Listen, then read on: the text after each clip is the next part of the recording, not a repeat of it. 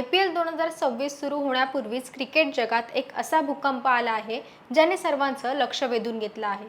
ईसाला cup नामदू म्हणणाऱ्या RCBला चाहत्यांसाठी ही बातमी आनंदाची आहे की चिंतेची हे सांगणं थोडं कठीणच आहे, पण ही बातमी ऐतिहासिक नक्कीच आहे। राजस्थान रॉयल्स नंतर आता रॉयल चॅलेंजर्स बंगळुरू या टीमची 100% विक्री झाली आहे। ही विक्री साधीसुधी नसून तब्बल 16,700 कोटी रुपयांना झाली आहे। यामुळे RCB आता IPLच्या इतिहासातील सर्वात महागडी टीम ठरली आहे। आजच्या या व्हिडिओमध्ये आपण पाहणार आहोत RCBचे नवे मालक कोण आहेत, हा व्यवहार कसा झाला आणि युनायटेड स्पिरिट्सने आपली सोन्याची अंडी देणारी कोंबडी का विकली। नमस्कार, मी मयुरी आणि आपण पाहतात मुंबई आउटलुक। 16,700 कोटी ही रक्कम थोडी मोठीच आहे, याचा अंदाज सर्वांनाच आला जेव्हा 2022 मध्ये दोन नवीन टीम्स म्हणजे लखनौ आणि गुजरात आल्या होत्या, तेव्हा त्यांची किंमत 7,000 ते 12,000 कोटी रुपयांच्या दरम्यान होती। पण RCBने हे सर्व रेकॉर्ड्स मोडीत काढले आहेत। 1.78 बिलियन डॉलर्स खर्च करून एका कळसो टीमने RCBची पुरुष आणि महिला अशा दोन्ही टीम्स विकत घेतल्या आहेत।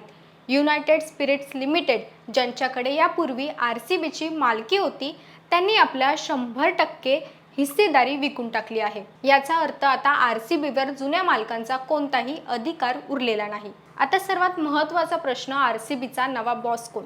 हा व्यवहार एका कंपनीने नाही तर 4 मोठ्या दिग्गज कंपन्यांच्या गटाने केला आहे। यामध्ये पहिलं नाव आहे आदित्य बिर्ला ग्रुप्स। भारतातील हा एक अत्यंत प्रतिष्ठित उद्योगमुख आहे। दुसरं नाव आहे the times group of India, जे मीडिया क्षेत्रातील दिग्गज आहेत। तिसरं नाव आहे बेल्ट वेंचर्स आणि चौथं आहे जागतिक स्तरावरील मोठी गुंतवणूक फर्म ब्लॅकस्टोन। या चौघांनी मिळून RCBला एका नव्या उंचीवर नेण्याचं ठरवलं आहे।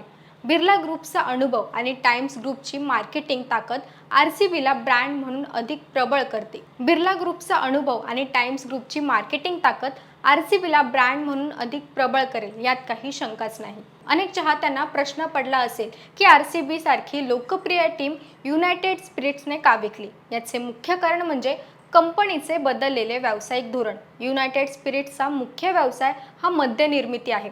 गेल्या काही वर्षभरापासून ते आपल्या मुख्य व्यवसायावर लक्ष केंद्रित करत आहेत। RCBने त्यांना प्रचंड नफा मिळवून दिला असला तरी त्यांना आता 16,700 कोटी रुपयांची ही मोठी रक्कम त्यांच्या व्यवसायासाठी मोठी भांडवली मदत ठरणार आहे।